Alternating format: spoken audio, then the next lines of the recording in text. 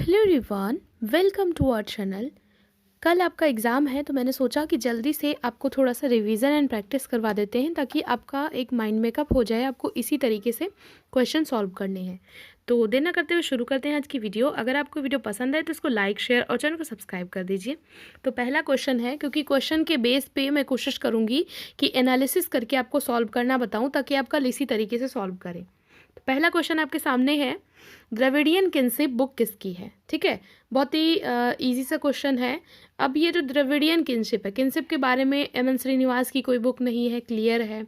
ड्यूमो ने कोई book I think तो नहीं लिखी है इससे रिलेटेड, वो भी क्लियर है। इरावती कर्वे ने लिखी है लेकिन उन्होंने भी द्रविडियन किनशिप करके कोई नहीं लिखी है। तो बचता कौन है फिर? एनालिसिस करके आपको ऐसे ही एग्जाम में भी करना है। तो कौन बचा? ये B option, Thomas R Trautmann. ये है right answer, B. Next question है, निम्नलिखित में से कौन सा समाजशास्त्री ये कहता है कि समाजशास्त्र को आदर्श निरूपण, भौतिक सामाजिक संगठनों और उनकी घटक क्रियाओं में अंतर पर ध्यान देना चाहिए। देखिए, आज के जो क्वेश्चन है वो कुछ PYQ करके हैं और कुछ न्यू हैं, तो सारे मिक्सअप रहेंगे। इससे आपका रिवीजन मैं कोशिश करूंगी कि जो 4 ऑप्शन है, एक तो मैं एनालिसिस करके सॉल्व करना बताऊं और दूसरे आपको साथ साथ में जो जितना हो सके उतना ज़्यादा से ज़्यादा रिवाइज करवा पाऊँ। तो क्वेश्चन आपके सामने है कि कौन सा समाजशास्त्री ये कहता है कि समाजशास्त्र में आदर्श निरूपण, भौतिक सामाजिक संगठन और घटक क्रियाओं में अंतर। देखिए, 2 वर्ड पकड़िए, क्वेश्चन को समझने की कोशिश करिए। इसमें 2 वर्ड पकड़िए। पहला तो एक तो है आदर्श निरूपण, ठीक, और दूसरा है घटक क्रियाओं में अंतर। तो एक तो एक्शन की बात हो रही है, दूसरा आइडियल टाइप की बात हो रही है। कौन राइट आंसर हो जाएगा? वेबर। ठीक, इसमें दुर्खी में कुछ लोग कंफ्यूज हो सकते हैं, लेकिन आदर्श निरूपण और घटक क्रियाओं में अंतर, क्योंकि हर एक क्वेश्चन में एक कीवर्ड होता है, आपने पकड़ा और राइट आंसर वेबर। नेक्स्ट है, जब दूसरे लोगों की संस्कृति की निंदा की अपेक्षा सांस्कृतिक मतभेदों के प्रति आदर की अभिव्यक्ति होती है तो उसको क्या कहते हैं? मतलब कि हम दूसरे की निंदा नहीं कर रहे हैं बल्कि ये मान के चल रहे हैं कि सभी की संस्कृतियां अच्छी होती हैं, तो इसको हम क्या कहेंगे? क्या कहेंगे इसको हम? सांस्कृतिक विविधता। विविधता में तो अलग अलग हो जाता है कि संस्कृतियां बहुत अलग अलग हैं, तो विविधता तो बिल्कुल नहीं होगा। फिर क्या है? नृजाति केंद्रवाद। ये तो बिल्कुल नहीं होगा, क्योंकि नृजाति केंद्रवाद में हम सिर्फ अपनी ही संस्कृति को अच्छा मानते हैं, दूसरे को हम अच्छा नहीं मानते, दूसरे की निंदा करते हैं। और इसमें क्वेश्चन में क्या कह रहा है कि दूसरे की निंदा की अपेक्षा सांस्कृतिक मतभेदों के प्रति आदर किया जाता है, कि मतलब जितने भी कल्चरल डिफरेंस हैं वो सब अच्छे हैं। फिर सांस्कृतिक सार्वभौमिकता, की संस्कृति में कुछ तत्व हैं जो सार्वभौमिक हैं, नहीं, ये भी नहीं होगा। तो क्या होगा कि इसमें आदर की बात की जाती है?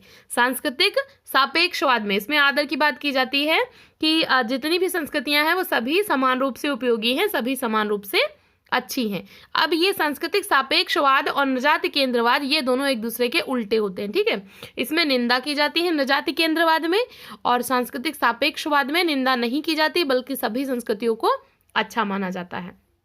नेक्स्ट क्वेश्चन है, किसी विशेष स्थिति में आचरण को निर्देशित करने वाले दिशा निर्देशों को हम क्या कहते हैं?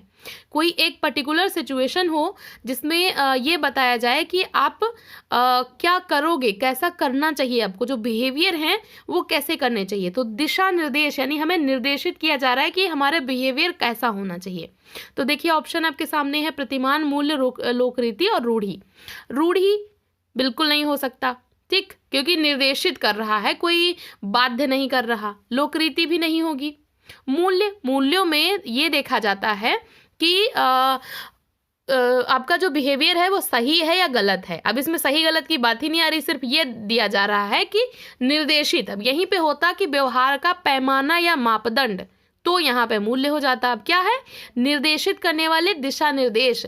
तो निर्देशित कौन करता है? हमारे प्रतिमान। जहां भी दिशा निर्देश या निर्देशित आएगा तो प्रतिमान होगा। और यदि पूछता है कि व्यवहार के या आचरण के मापदंड या पैमाना, तो मूल्य होगा, क्योंकि मूल्य बताते हैं कि हमारा व्यवहार अच्छा है या बुरा है। ठीक, तो ये पैमाना होते हैं, और जो प्रतिमान होते हैं ये क्या होते हैं? ये निर्देशित करते हैं कि कैसा करना चाहिए बिहेवियर।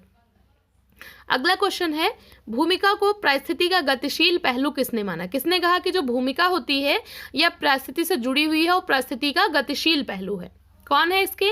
मर्टन ने ऐसी कोई डेफिनेशन दी नहीं है। एम शरीफ को मैंने पढ़ा नहीं है, LK रोशी को भी नहीं पढ़ा है। फिर कौन बचता है ऑप्शन में? लिंटन।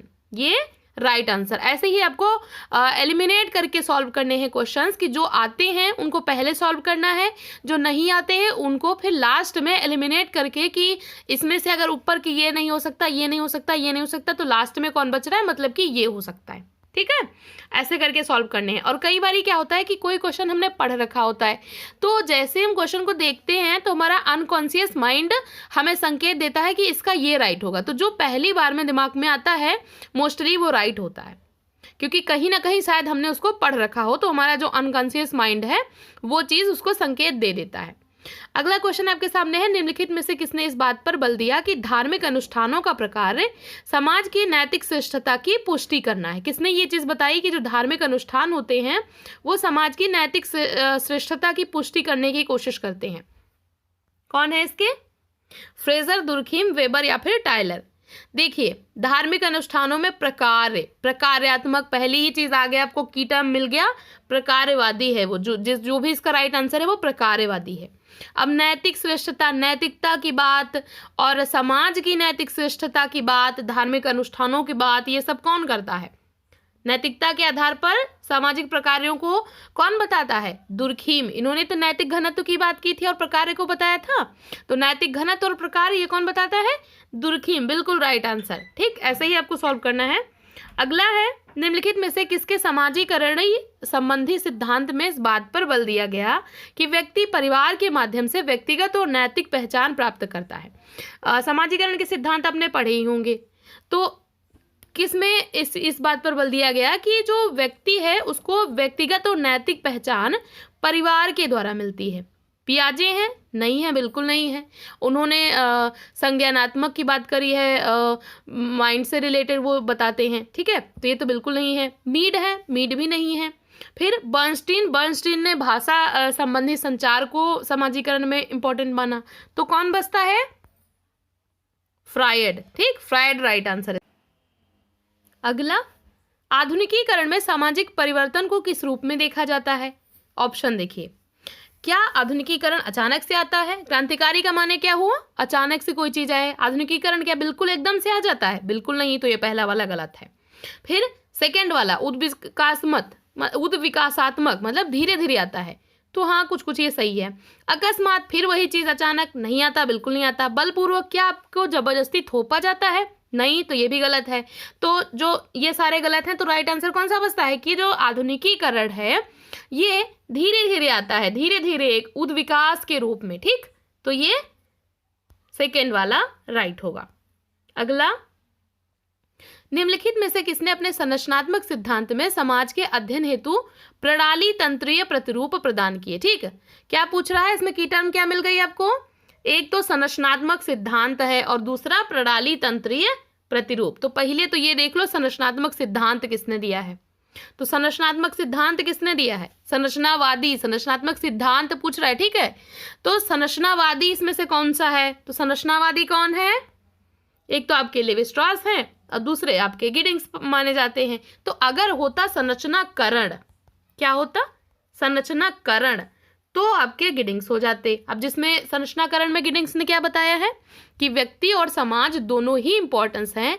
व्यक्ति की होती है एजेंसी, जो कि उसको इतनी हिम्मत देती है कि वो कार्य करने में सक्षम हो, तो सक्षम करना, और समाज में होते हैं नियम, जो कि क्या करते हैं? बाधित करते हैं। ठीक, तो संरचनाकरण में दोनों इंपॉर्टेंट हैं। तो ये चीज गिडिंग्स ने बताई।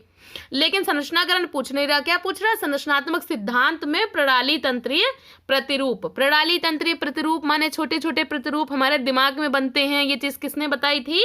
लेवी स्ट्रॉस ने। Right answer C. ऐसे करके सॉल्व करना है, ठीक है। अगला क्वेश्चन है, निम्नलिखित में से कौन प्रतीकात्मक अंतःक्रियावाद में वस्तुनिष्ठ सापेक्षवाद को प्रायः संदर्श की वस्तुनिष्ठ वास्तविकता मानता? देखिए, प्रतीकात्मक अंतःक्रियावाद आया तो पहले ही आपको पता चल गया कि ऊपर वाले जो दो ऑप्शन है उन्हीं में से कोई होगा, या तो मीड या फिर ब्लूमर।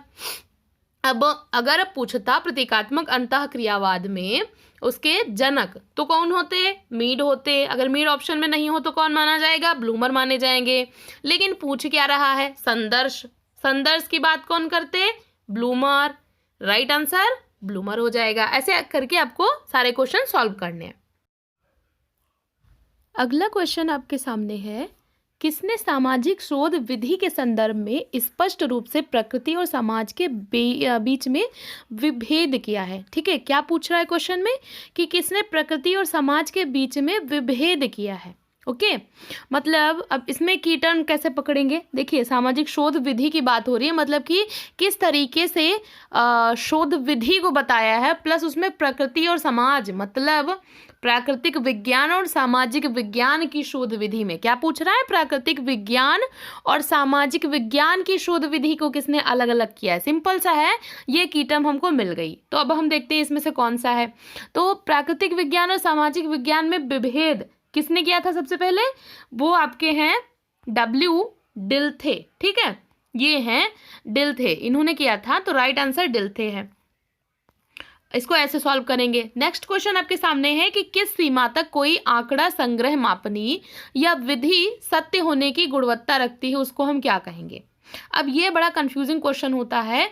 आपको ये पता है कि सहसंबंध नहीं होगा, सहचर्य बिल्कुल नहीं होगा, लेकिन जो विश्वसनीयता और वैधता है आपको कंफ्यूजन इसमें होती है। तो ये चीज़ हमेशा रिमेंबर रखिए कि अगर बात हो रही है किसी विधि की, आंकड़ा संग्रह करने वाली विधि या उसकी मापनी मतलब विधियों की गुणवत्ता की बात हो रही है, विधियों की उपयुक्तता की बात हो रही है, तो वहाँ पे हमेशा वैधता आंसर होगा। वैध होगा तभी कोई चीज़ जब जो अध्ययन विधि है वो उचित हो। यदि अध्ययन विधि उचित है और उसी के लिए प्रयोग की जा रही है जिसके लिए उसका प्रयोग करना चाहिए, तो वो जो आंकड़े होंगे वो वैध माने जाएंगे। मतलब विधि का संबंध आंकड़ा संग्रह की वो है वैधता से। अब अगर यहीं पे होता कि बार बार आंकड़े दोहराए जा रहे हो फिर भी सही निकल रहे हैं, तो उसका संबंध किससे होता, विश्वसनीयता से। ठीक है, दोहराए जा रहे हैं और सही आ रहा है तो विश्वसनीय है, और यदि विधि सही है या नहीं है इसका पूछा जा रहा है तो आंकड़ों की वैधता। तो इसका आंसर क्या होगा, वैधता। अब यहाँ पे कंफ्यूज मत होना अगर एग्जाम में क्वेश्चन आ जाए, क्योंकि ये इंपॉर्टेंट है। अब यहाँ पे मैं आपको कोई डराने की कोशिश नहीं करी, मैं बस ये बता रही हूँ कि आपको कैसे सॉल्व करने हैं क्वेश्चन। ओके, अगला है हैबरमास ने समाज के 4 प्रकारों में संकट का विश्लेषण किया है, इसमें से कौन सा उन्होंने नहीं बताया है। तो ये अगर आपने हैबरमास को पढ़ा होगा तो आप इजीली कर ले जाएंगे कि उन्होंने आदिम को बताया है, पूंजीवाद को बताया, उत्तर पूंजीवाद को बताया, लेकिन सामंती समाज नहीं बताया। ये किसने बताया था, ये मार्क्स ने बताया था। ठीक है, हैबरमास ने नहीं बताया था। तो ये सामंती समाज की बात इन्होंने नहीं करी थी, ये बिल्कुल गलत है, ये नहीं होगा। अगला क्वेश्चन आपके सामने है, निम्नलिखित में से कौन ये मानता है कि द्वैधताएं कभी भी समतुल्य नहीं बल्कि सोपानिक क्रम में होती हैं। देखिए क्वेश्चन को बहुत ज़्यादा जल्दबाजी में नहीं सॉल्व करना है, कम से कम 30 सेकेंड उस पर खर्च करने हैं। 30 सेकेंड आपको पढ़ना है। एक बार हमने पढ़ा, नहीं समझ आ रहा है, हमने दोबारा पढ़ा। ठीक है, दोबारा से पढ़ेंगे, 2 बार रीडिंग लगा करके तब सॉल्व करेंगे। तब भी नहीं समझ आ रहा तो हम उसकी इंग्लिश देखेंगे, उसका इंग्लिश वर्जन देखेंगे कि हो सकता है हमें इंग्लिश में कोई की टर्म समझ में आ जाए। अब ये जो क्वेश्चन है द्वैधताएं, इसको आप ऐसे समझोगे तो शायद ना समझ आए, लेकिन जब आप इसका इंग्लिश वर्जन देखोगे तो आपको वर्ड मिल जाएगा डुअलिज्म। अब डुअलिज्म की बात कौन करता है, अल्थुसर बिल्कुल नहीं है, आपके फुको ये भी नहीं है, हैं। फिर ऑप्शन में कौन बचता है, डेरिडा और गिडिंग्स। अब गिडिंग्स जो हैं ये बात करते हैं डुअलिटी की। किसकी बात करते हैं, डुअलिटी की। तो डुअलिज्म में कौन बचा फिर, डेरिडा। और इसमें बोल भी रहा है कि जो डुअलिज्म है वो सोपानिक क्रम में होता है, मतलब ऊंच नीच क्रम में होता है। ठीक है, तो ये कौन हो जाएंगे, आपके डेरिडा हो जाएंगे। आपको राइट आंसर मिल गया। तो कभी भी तुरंत क्वेश्चन सॉल्व नहीं करना है, क्वेश्चन को पढ़ना है, 30 सेकेंड उस पर देने हैं। 30 सेकेंड के बाद उसको समझ के, नहीं समझ आ रहा उसकी इंग्लिश वर्जन जरूर देखना है और फिर जा करके क्वेश्चन को सॉल्व करना है, उसको टिक करना है। टफ लग रहा है तो उसको लास्ट में करना है, तुरंत ही नहीं टूट पड़ना है कि एक सीरियल से ही करना है। पहले इजी कर लेने हैं, फिर थोड़ा सा टफ वाले करने हैं। नेक्स्ट क्वेश्चन है, ये असर्शन रीजन आप लोगों के बड़े गलत होते हैं। तो देखिए यहाँ पे आपको थोड़ा सा कॉमन सेंस का यूज़ करना पड़ेगा। अगर आपने अच्छे से पढ़ा है तभी आप इन चीज़ों को सॉल्व कर पाएंगे। तो पहले हमको ये देखना होता है कि कौन कौन दोनों में से सही है। अगर दोनों सही हैं तब फिर देखना होता है कि संबंधित हैं या नहीं है। तो अगर आपने पढ़ा होगा तो आपको ये तो पता चल ही जाएगा कि दोनों में से कौन सा सही है कौन सा गलत है। अब जैसे ये वाला क्वेश्चन लीजिए, तो इसमें क्या पूछ रहा है कि वर्ष 2014 में किए अध्ययन से ये पता चलता है कि भारत में जो संसूचित यौन उत्पीड़न दर है ये विश्व में न्यूनतम है। अच्छा, यहाँ पे भी एक की टर्म है संसूचित। संसूचित मतलब जिनकी सूचना दी जाती है। अब ऐसे तो व्यक्ति को लगेगा कि यौन उत्पीड़न दर भारत में ज़्यादा है, मतलब ये वाला गलत है, लेकिन इसको 2 बार पढ़ो। इसीलिए मैं बोलती हूँ कि क्वेश्चन को 2 बार पढ़ो, उसको ठीक से पढ़ो कि क्वेश्चन में कहीं कोई ऐसा छुपा हुआ वर्ड तो नहीं दे रखा है जिससे आपका गलत हो जाए। तो ये वर्ड है जिससे लोगों का गलत हो सकता है, संसूचित मतलब जिनकी सूचना दी गई है। तो ऐसे मामले सच में भारत में कम है। क्यों? दूसरा दिया है क्योंकि अधिकतर जो मामले हैं उसमें उत्पीड़ित की इच्छा नहीं होती है कि वो सूचना दे। ये बात भी सही है। तो अब ये दोनों सही है, तो अब हम देखने की कोशिश करेंगे कि क्या ये सही व्याख्या है। तो इसके लिए हम क्या करेंगे, क्योंकि वर्ड लगाएंगे, क्योंकि। तो जरा पढ़िए इसको क्योंकि लगा करके। वर्ष 2014 में के अध्ययन से पता चलता है कि भारत में संसूचित यौन उत्पीड़न दर विश्व में न्यूनतम है, क्योंकि अधिकतम मामले उत्पीड़ित की इच्छा के कारण संसूचित नहीं किए जाते। क्योंकि लगा के पढ़ा, हमारा सेंटेंस बिल्कुल करेक्ट बन रहा है, मतलब की व्याख्या सही है। ठीक है, दोनों सही हैं और इसकी बिल्कुल सही व्याख्या है। तो इस तरीके से आपको ये वाले क्वेश्चन सॉल्व करने हैं। पहले देखना है कि दोनों में से कौन सा सही है, कौन सा गलत है। अगर दोनों सही हैं तब आपको देखना है कि व्याख्या सही है या नहीं है। उसके लिए आप क्योंकि वर्ड लगाएंगे और ये देखने की कोशिश करेंगे कि क्या जो ऊपर वाला वाक्य है नीचे वाले वाक्य में भी वही चीज़ बोली जा रही है, या उससे संबंधित बात ही बोली जा रही है, या फिर उससे हट करके बिल्कुल अलग कोई बात बोली जा रही है। ठीक है, तो अगर उसी से संबंधित, उसी के संबंध में, उसी की व्याख्या करते हुए बात बोली जा रही है तो सही व्याख्या होगी। तो ऐसे सॉल्व करेंगे तो गलत नहीं होगा क्वेश्चन।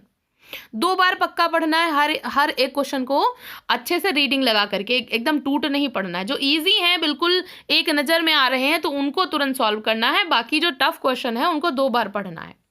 अगला है कि विसामान्य को किसने इस प्रकार परिभाषित किया कि एक अथवा अधिक सावयवीकर्ता की ओर ऐसी प्रवृत्ति जिसमें वो इस प्रकार व्यवहार करता है कि अंतः क्रिया प्रक्रम संतुलन बिगड़ जाता है। देखिए, बहुत कंफ्यूजिंग क्वेश्चन है। यहाँ पे आपने जैसे ही पढ़ा विसामान्यता, अब आप कहाँ जाएंगे, पहले नंबर पे भैया आ जाएंगे आप मर्टन पे। ऊपर ही दिख रहा है क्योंकि आपको पता है कूली और मीट तो होंगे नहीं, तो आप पहले नंबर पे आ जाएंगे मर्टन पे, लेकिन आपका क्वेश्चन गलत हो जाएगा। तो इसमें क्या छुपा हुआ है, कीवर्ड जरा पढ़िए, फिर से एक बार क्वेश्चन को पढ़िए कि एक से अधिक सावयवीकर्ता की ओर से एक ऐसी प्रकृति, एक ऐसा व्यवहार जिसमें अंतः क्रिया प्रक्रम का संतुलन बिगड़ जाता है। ठीक है, सामाजिक संरचना को गतिशील संतुलन किसने माना, पार्सन्स ने, और संतुलन बिगड़ जाता है, एक ऐसा व्यवहार जिसमें संतुलन बिगड़ जाता है। संतुलन की बात हो रही है, कौन होगा, पार्सन्स राइट होंगे। ठीक है, तो इस तरीके से बिल्कुल की टर्म ढूंढते हुए उसको सॉल्व करना है, बिल्कुल कंफ्यूज नहीं होना है। ठीक है, और अच्छे से सॉल्व करना है, बिल्कुल समझ करके। नेक्स्ट है कि जब साध्य के अनुरूप साधन होते हैं तो हम इसको क्या कहेंगे, जब हमारे साध्यों के अनुरूप ही साधन होते हैं तो इस चीज को हम क्या कहेंगे, साभार तंत्र, औचित्यकरण, तुल्यकालन या फिर सुमेलन। अब ये जो क्वेश्चन है इसको आप हिंदी में चाहे जितना पढ़ने में अच्छे हो, अच्छे से पढ़ोगे, लेकिन नहीं समझ आएगा। तो हमको क्या करना है, वहीं पे पास में एक बटन होता है, उसमें इंग्लिश वर्जन हमको देखना है, उसको क्लिक करना है, अब उसका क्वेश्चन का इंग्लिश वर्जन आ जाएगा। अब जैसे ही आपने इंग्लिश वर्जन किया, आपके सामने ऑप्शन इंग्लिश में आ जाएंगे, तो आपको दिख जाएगा ऑप्शन रैशनैलिटी। आपको तुरंत पता चल जाएगा कि यही है राइट आंसर, क्योंकि रैशनैलिटी का मतलब ही होता है तार्किकता, और तार्किकता होती है वहीं पे जब साधन और साध्य दोनों अनुरूप हो। ये मैंने बहुत बढ़िया से पढ़ाया है आपको, तो आपको पता होगा रैशनैलिटी का मतलब क्या हुआ, जब हमारा जैसा साध्य है, जैसा लक्ष्य है, उसी के अनुरूप हमारे साधन हो। ठीक है, सोच विचार करके, तो यही है रैशनैलिटी। अगला क्वेश्चन है, तो इंग्लिश वर्जन आपको जरूर देख लेना है एक बार, अगर क्वेश्चन कंफ्यूजिंग लगे। ऐसे ही हिंदी में समझ में आ रहा है तो बहुत अच्छी बात है, नहीं समझ आ रहा है तो एक बार इंग्लिश वर्जन उसका जरूर देखें। अगला है, उत्पादक श्रम विभाजन से किसी समाज की संपत्ति निर्माण क्षमता बढ़ जाती है। अब ये जो क्वेश्चन है इसमें आप श्रम विभाजन पढ़ेंगे तो श्रम विभाजन आप पहले लगा देंगे दुर्खीम, लेकिन गलत है, दुर्खीम नहीं होगा, क्योंकि दुर्खीम ने कभी भी श्रम विभाजन से संपत्ति निर्माण क्षमता बढ़ने की बात करी ही नहीं है। बिल्कुल गलत है। अब मार्क्स क्या होंगे? मार्क्स भी नहीं होंगे, क्योंकि मार्क्स श्रम विभाजन को शोषण का एक तरीके से आधार मान लेते हैं, तो ये तो बिल्कुल नहीं होंगे। वेबलन ने प्रौद्योगिकी से रिलेटेड कहा है, ये भी नहीं होंगे। फिर कौन बचता है? Adam Smith. एडम स्मिथ ने कहा, जो इनकी बुक थी उसमें, कि जितना अधिक उत्पादक श्रम विभाजन होगा उस समाज की संपत्ति निर्माण क्षमता उतनी ही अधिक होगी। तो ये जो एलिमिनेशन मेथड है कि ये नहीं होंगे, ये नहीं होंगे, ये नहीं होंगे, तो फिर कौन बचता है? जो बचता है वही राइट होंगे। ठीक, इस तरीके से भी आप गेस कर सकते हैं।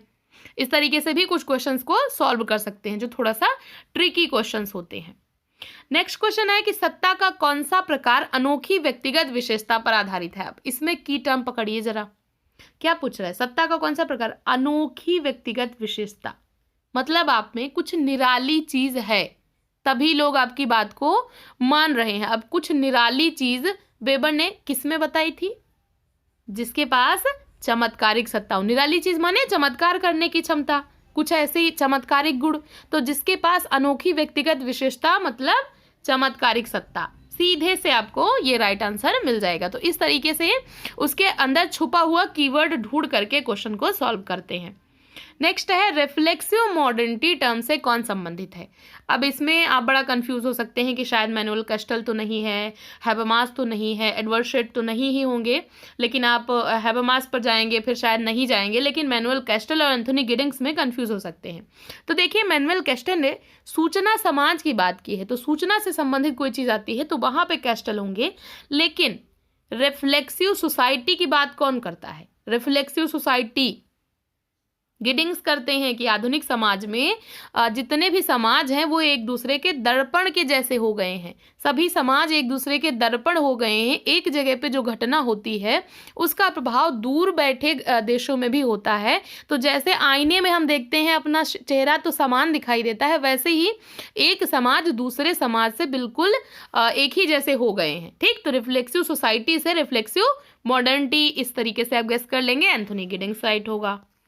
अगला क्वेश्चन है, किस जनसंख्या का बहुमत स्वदेश की बजाय प्रवासियों के रूप में रहता है? इस तरीके के क्वेश्चन ज्यादातर लोगों के गलत होते हैं। अब इसको अगर आप 2 बार रीडिंग नहीं करेंगे, आप सीधे से भारतीय लगा करके आएंगे, जो कि गलत है।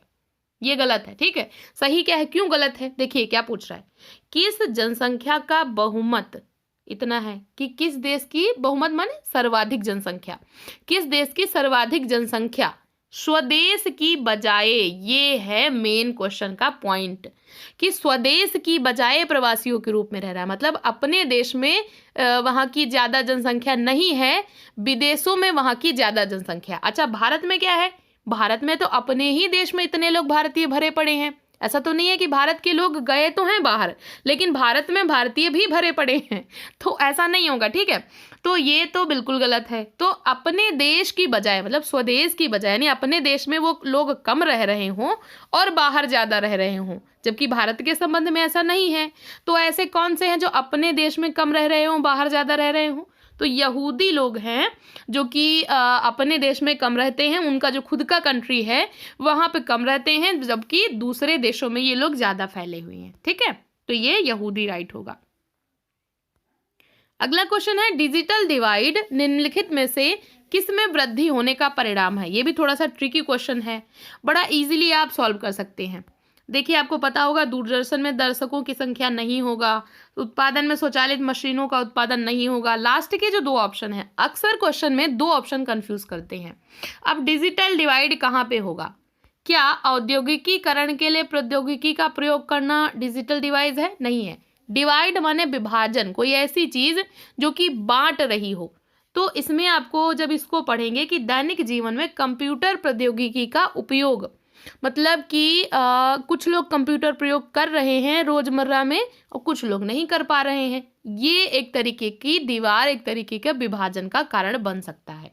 तो डिजिटल डिवाइड बहुत इजीली आप इसको सॉल्व कर ले जाएंगे, सी राइट। अगला क्वेश्चन है, सम्मान बचाने के लिए हत्या निम्नलिखित में से किन सामाजिक संस्थाओं की रक्षा के लिए की जाती है? ये भी थोड़ा सा कंफ्यूजिंग है, लेकिन आप समझेंगे तो बहुत इजीली हो जाएगा। क्या इसका कानून से कोई संबंध होता है? नहीं होता। तो विधि, ये वाला ऑप्शन, इसमें भी विधि है, ये भी गलत होगा, ये भी गलत होगा। फिर महिला और खाप, महिला नामक कोई संस्था ही नहीं होती, तो ये भी गलत ही हो जाएगा, लास्ट वाला भी। फिर कौन बच रहा है, परिवार और जाति। जो ऑनर किलिंग होती है तो उसमें जो लड़की होती है वो परिवार के विरुद्ध और अपनी जाति से हट करके किसी अन्य जाति में शादी करती है तो उसको मारा जाता है। तो यही तो है, तो परिवार और जाति। तो इसमें ये नहीं होगा, ये नहीं होगा, ऐसे करके फिर जो ऑप्शन बच रहा है कौन सा, परिवार और जाति, ये राइट हो जाएगा। तो इस तरीके से आपको क्वेश्चंस को टाइम दे करके अच्छे से सॉल्व करना है और बिल्कुल घबराना नहीं है, ठीक है, अच्छे से सॉल्व करना है। आप लोग इनको थोड़ा सा करिए और जस्ट थोड़ी देर का ब्रेक, उसके बाद मैं आपको वापस आके कुछ बहुत ही इम्पोर्टेंट सी बातें बताऊंगी। तो अभी मैं थोड़ी देर में अभी मैं वापस आती हूँ आपके साथ। तब तक के लिए ऐसे ही पढ़ते रहिए और बिल्कुल रिलैक्स होइए, कोई भी डरने की बात नहीं है, अच्छे से रहिए और सब अच्छे से होगा। तो all the best to everyone.